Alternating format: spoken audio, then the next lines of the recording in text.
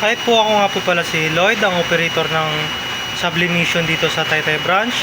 Last week po, nagamit po ito ng 3 araw na may total na 47 meters na naran.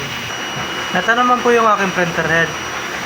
At ito naman po yung capping na may 90% good condition. Next po, head clean. Press lang natin yung clean.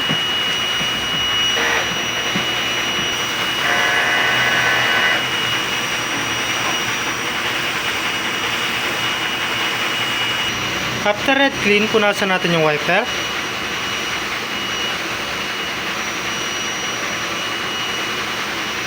Next po ay nozzle test. Press lang natin yung test.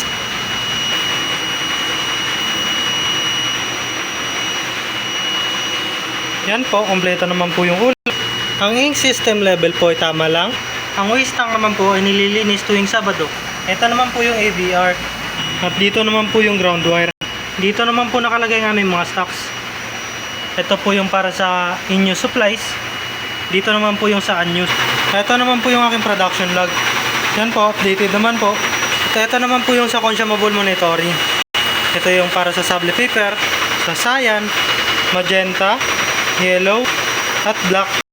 Ito naman po yung daily checklist. Yan po, updated naman po.